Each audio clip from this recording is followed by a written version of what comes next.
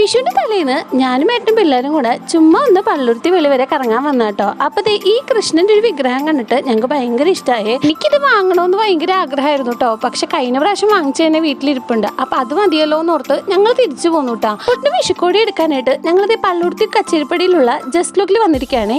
ഇവിടെ വന്ന് ഗേൾസിനുള്ള ഒരുപാട് വെറൈറ്റി ഡ്രസ്സ് ഉണ്ടായിരുന്നു കേട്ടോ.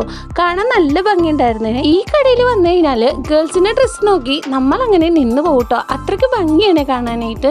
പിന്നെ ഇനി നോക്കിയിരുന്നിട്ട് കാര്യമില്ലാന്ന് വിചാരിച്ചിട്ട് ഡേവിഡിനുള്ള ഷർട്ട് നോക്കാം കേട്ടോ. അപ്പൊ ഏട്ടൻ ഓരോന്ന് ട്രൈ ചെയ്തോണ്ടിരിക്കട്ടെ. എനിക്ക് ഈ ഫുൾ കൈ ഷർട്ട് അത്രയ്ക്ക് ഇഷ്ടമല്ലേ. എനിക്ക് ഹാഫ് കൈ ആണ് കേട്ടോ ഇഷ്ടം. പക്ഷെ 2-3 കടയിലും അന്വേഷിച്ചിട്ട് അങ്ങനെ കിട്ടിയില്ലായിരുന്നു. പിന്നിൽ ഡേവിഡിന് ജസ്റ്റ് ലുക്കിന് ഷർട്ട് എടുത്ത് ഞങ്ങൾ നേരെ തോപ്പുംപടിയിലേക്ക് പോന്നു കേട്ടോ. ഏട്ടന് ഷർട്ട് എടുക്കാനായിട്ടാണ് പോകുന്നത്.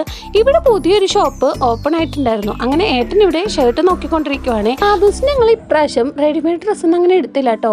പട്ടുപാടയുടെ തുണിയെടുത്ത് സ്റ്റിച്ച് ചെയ്യാൻ കൊടുത്തിട്ടുണ്ടായിരുന്നു. അതൊക്കെ തയ്ച്ച് ഞങ്ങൾക്ക് രാവിലെ തന്നെ കിട്ടിയിട്ടുണ്ടായിരുന്നേ. ആ കടയിൽ നിന്ന് ഷർട്ട് ഒന്നും എടുത്തില്ലേ. ഏട്ടന് കളറൊന്നും അങ്ങനെ ഇഷ്ടപ്പെടില്ല കേട്ടോ. പിന്നെ ലാസ്റ്റ് കുമ്പളങ്ങി വഴിയിലെ കടയിലേക്ക് പോന്നു കേട്ടോ. ഏട്ടനവിടെ ഷർട്ട് നോക്കുമ്പോഴും മക്കൾ രണ്ടാളും കൂടെ കസേരക്ക് അവിടെ പൊരിഞ്ഞിടിയായിരുന്നേ.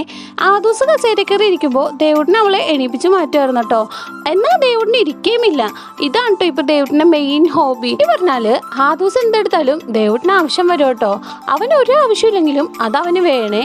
എന്നാൽ പാവം കേട്ടോ. ആ ദിവസം ഇടയ്ക്ക് 2-3 ഇടിയൊക്കെ കൊള്ളു കേട്ടോ. പാവം മുടിയൊക്കെ പിടിച്ചങ്ങനെ ദേവുട്ടി നന്നായി വലിക്കുവേ. ദേവുട്ടിന്റെ വികൃതികള് ഇങ്ങനെയൊക്കെ ആണെങ്കിലും ദേവുട്ടിനൊരു നല്ല സ്വഭാവം ഉണ്ട് കേട്ടോ.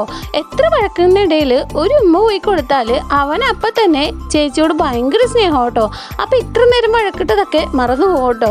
ഇങ്ങനെ ബളബള സംസാരിച്ച് എങ്ങോട്ടൊക്കെയോ പോയേ. അപ്പൊ ആ ദിവസം വീട്ടിലെത്തിയ ശേഷം അച്ഛൻ മേടിച്ച് വെച്ച പടക്കമൊക്കെ എടുത്ത് പൊട്ടിച്ചോണ്ടിരിക്കുകയായിരുന്നേ. വേഗം തന്നെ രണ്ടാളെയും കിടത്തി ഉറക്കിയിട്ട് കണിയൊക്കെ റെഡിയാക്കി വെച്ചുട്ടാ. പിന്നെ വെളുപ്പിനായപ്പോ വിളക്കൊക്കെ കത്തിച്ച് കണിയൊക്കെ കണ്ടുട്ടാ. അപ്പൊ ഇന്നത്തെ വീഡിയോ ഇത്രയുള്ളേ. ഇനി പുതിയൊരു വീഡിയോ ആയിട്ട് പിന്നെ കാണാം. Tata bye, see U.